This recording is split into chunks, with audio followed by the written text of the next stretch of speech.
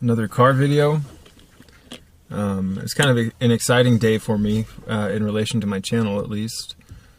I've hit the 5,000 subscribers mark, which, in no way, shape, or form am I big potatoes here on YouTube. I mean, there's, again, people with like 50 million subscribers, 400,000 subscribers, you name it. But compared to where I was 2 years ago, it's a nice upgrade. It's nice to know that people are watching these videos and that they're getting circulated around. But yeah, that definitely is exciting. But now that I've reached 5,000, I'm looking forward to potentially hitting 10,000, hopefully sooner than later. I'd like to see this channel grow. I do believe in my heart of hearts that this channel does deserve more views. I'm not trying to sound self-centered or egotistical, no. I just know that I've seen what can happen with applying the things that I talk about here on this channel. I've not only seen it myself, but I've seen it in other people, many people. I've seen people's cholesterol numbers drop significantly. I've seen people's blood pressure become stabilized by just adopting these naturalistic approaches. I've seen so many things: weight loss, mental fog disappearing, people feeling more connected through eating more natural foods, feeling connected more to nature through, when you digest natural foods, it produces a totally different state of health within the body than all of the unnatural foods, all the processed foods. But, I get down with the processed vegan foods from time to time. It is what it is. I'm not going to lie. There's a balance here. I try not to get too rigid with myself and beat myself up if I eat the wrong foods.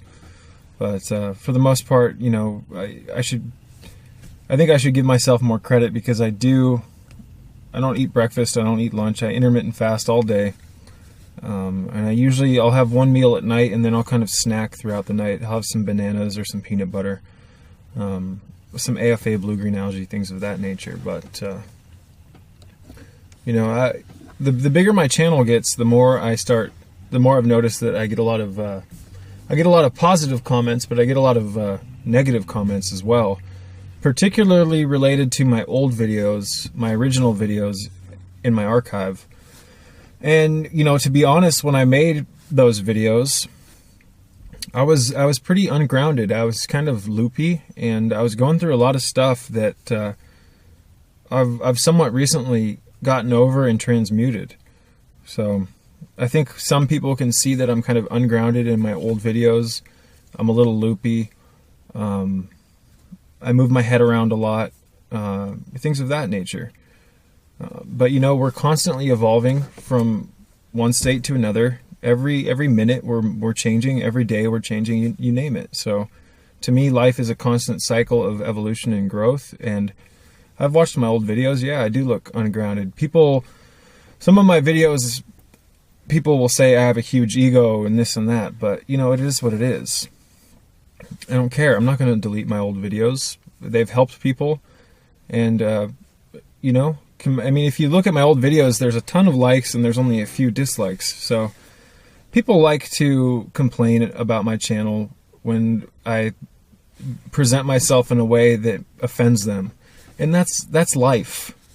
But to see some of these comments people are leaving where it's just like, they have to let me know that they disapprove of me, or that this and that, oh, you're an egotistical bastard, you fucking liar, this and that. And it's just whatever.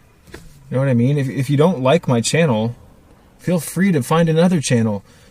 What bothers me the most is that a lot of the people who come onto my channel and bitch and complain and like to tell me I seem ungrounded or this and that, or that I have a huge ego.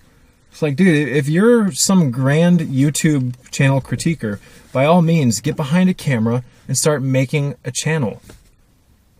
If you can bring content to the table that's better than mine, or better than the people that you think are worse than you, go ahead, make a channel. Have an impact in this dimension. Have an impact on the people. I think if the average individual spent as much time criticizing other people, if people utilize their time creatively to try to make a positive impact on the people in this dimension, the animals, you name it. If they focused on that instead of complaining and finding fault in everyone else other than them, I mean, it is what it is. The world would be a different place. So I've tried to funnel my frustrations with the insanity of this world. I've tried to take all of that and kind of funnel it into a medium, which is this YouTube channel, where people can hopefully extract little pieces of information and wisdom out of the videos, apply it to their own life, and be able to feel the effects. So, I mean, there's a lot of common sense rationale in drinking clean water. Nature is simple. Natural law is simple. It's so simple that I don't think it's easy for the programmed mind here in this matrix to comprehend and understand. But by making little changes like your drinking water, the water that you bathe in, the water that you cook with, the water that you clean your fruits and vegetables with, the water that you water your plants with. I mean, these little tiny, little easy, very simple tweaks to your life can have a huge impact in the long run. So, it is what it is, man. I wanted to go out of my way really quickly to plug my Patreon page. My Patreon page is a paid extension of the Sacred Serpent YouTube channel. You can think of it as kind of the expansion pack to the YouTube channel, the public channel. And in the Patreon page, it's $5 a month. You get bonus material, direct access to me. You can ask me anything. I'll do my best to reply promptly. And you can expect anywhere from 2 to 6 hours of private material that you will not find on the YouTube channel. And you'll get 2 to 6 hours of video content, every month if you become a member. And I'm also sharing articles, meditations, things of that nature. So www.sacredserpent, www.patreon.com/sacredserpent. The link is on the screen right now, and you can also find it in the description box below. But I'm having a ton of fun with the Patreon account. The website, the layout is super clean. Everything is working glitch-free. It's nice to have kind of, again, the expansion pack. But, yeah, just a brief little video, kind of an update. It feels good to have 5,000 subscribers. I think I have close to 5,050. But, you know, regardless of that, the amount of spraying here, the high-altitude aerosol geoengineering chemtrail spraying is absolutely ridiculous here in this part of California. It's an absolute joke, and it's embarrassing to see all this stuff being dumped on us like we're some type of experiment. It really bothers me on a level that I don't think most people can understand. I don't let it stress me out, but it does indeed motivate me to increase my health and to try to stay as healthy as possible and connected to the angelic realms of nature. And the angels of the Kabbalistic tree of life, you name it. Because let's just face it, you guys, if things continue to go in the direction that they're going in, it's not going to look too good. I mean, who doesn't want to have clean skies? Who doesn't want to have pristine earth? What's so wrong about that? It seems like that's the last thing that most people are worried about, is the health of our environment and the health of our own physiology and our mental arena. There's a lot of stuff that if it was changed, it would have such a profound effect. In the same way that if we take care of our health and we stay true to it, in 5 years, if you continue to stay on top of your health, you're going to have such an impact on your life. In 5 years, you're going to look back at yourself and you're going to relish in the fact that you've changed and you've evolved to a large extent. But if we did that to the dimension that we live in, this world, we'd have a huge impact as well. So I really do hope things can change. But I'm just ranting at this point. On behalf of the Sacred Starseed Serpent Uraeus YouTube channel, thank you for watching this video. I hope that my videos, my channel, my messages, and my passion, I think I repeated myself. Excuse me. I hope that my channel can inspire you to rekindle the flame in your heart for health today. There's nothing more important. There's nothing more engrossing and more... It's just the greatest hobby that there ever was. your health.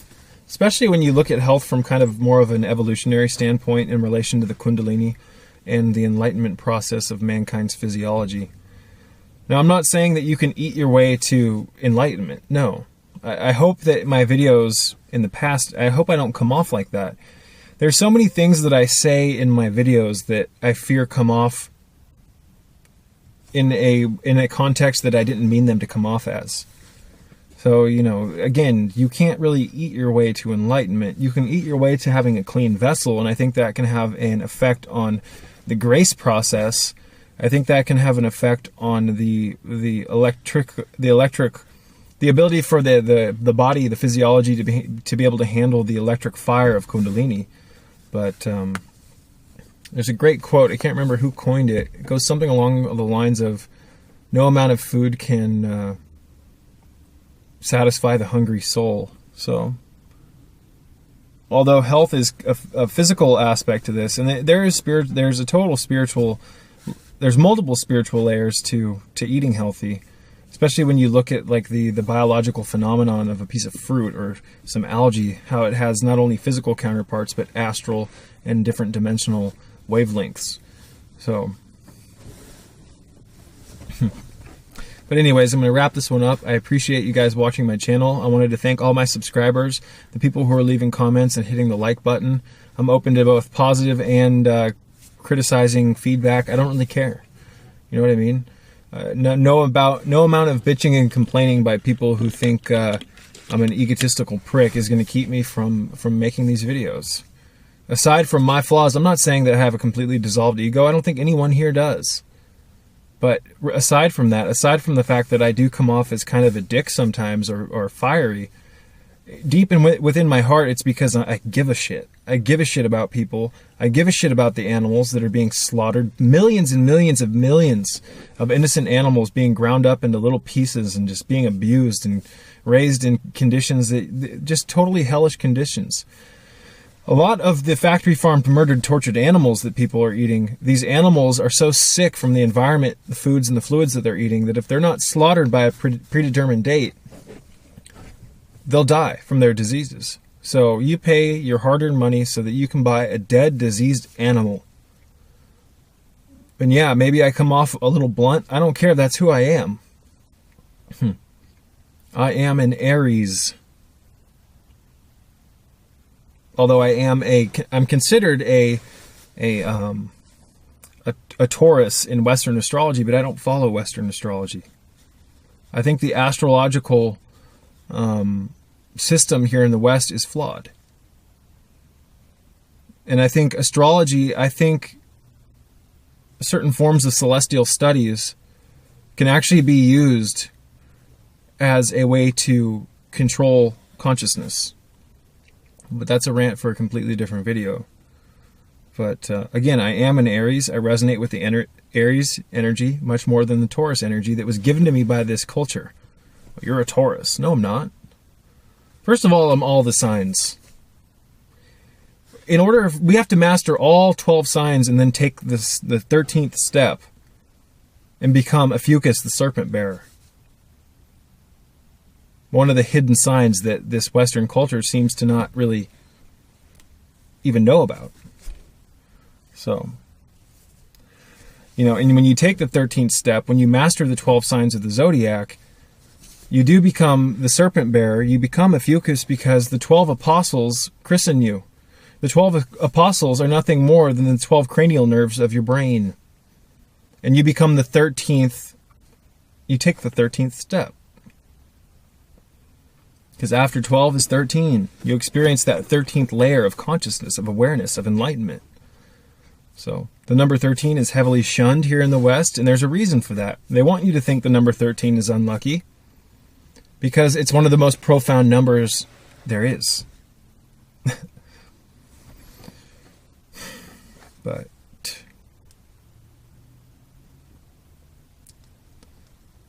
I get a lot of questions about biblical stuff and my views about it.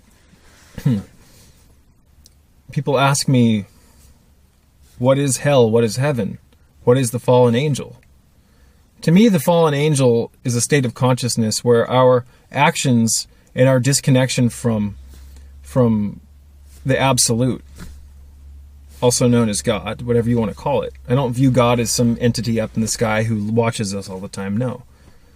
So don't think that me saying God, don't think that by proxy that means that I follow some type of Christianized or Catholic ideology of God. No. But I believe that there was a state of consciousness that we used to be in, enlightenment consciousness, where we had our Kundalini moving through us all the time. And our actions and our disconnection from righteousness and natural law caused the Kundalini energy, the serpentine energy, to fall from heaven within the brain. And it fell down the 33 steps, the 33 vertebra of the human spine, Jacob's ladder, and fell down into the pelvic floor, also known as hell. And, most people view heaven and hell from kind of a, heaven's up top, hell's below. Now, if you impose that over the human spine, and you realize that if the Kundalini energy isn't moving through the upper spinal vertebra, you don't experience heaven consciousness. Heaven consciousness is just Christ consciousness, a state of awareness known as Heru beheaded, or Horus awareness. But when the Kundalini energy fell from grace, when it fell out of the king's chamber and the queen's chamber, the pineal and the pituitary, and it fell down and it went to hell, the pelvic floor. Again, you have the higher and lower aspect. Hell's above, or hell's below, heaven's above. And the Kundalini energy fell down and fell asleep in our pelvic floor, our coccyx. And that's why we experience reality in a state of hell consciousness. We're experiencing reality from the lower wattage, the lowest wattage of our spinal system. The lower energetic centers, where it's all about survival and replication, and we're in a constant state of survival mode, fear and fight or flight, excuse me. So,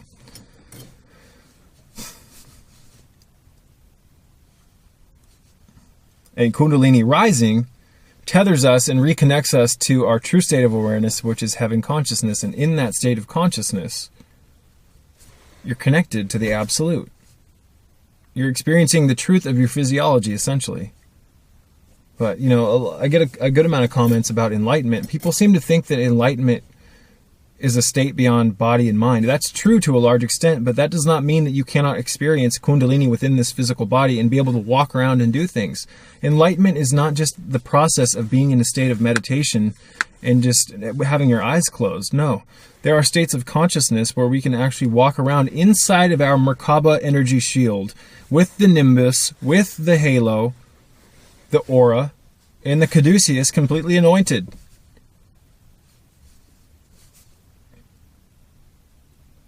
But there really is no definition for enlightenment. This state of consciousness is so multifractional, multidimensional. It does exceed body and mind to a large extent, but you can indeed be enlightened within the physical flesh and walk around and do things. And in that state of consciousness, you are given the truth. You can see the energy fields of nature. You can see the auras around plants, around animals. It's amazing. When Kundalini is completely awakened, when it goes back into the king and queen's chamber, when it anoints the schism between the right and the left lobes of the brain, and you experience androgynous consciousness, you experience the lovers reuniting. It's an alchemical term, the lovers. It's the right and left lobe of the brain. It's the male and female aspects of yourself reuniting and falling in love with each other through the arousal and stimulation of Kundalini, moving through the Ida and Pingala. I mean, come on. We've lost our connection to the majesty of the truth. And it just amazes me that many of us will go our entire lives not knowing that we're in a state of slave consciousness, man. There's so much more. And that's why I get passionate. And that's why I may come off like the Aries, the Ram, and butt heads with people. And it's because I give a shit. Excuse me. But anyways, I'm going to wrap this one up.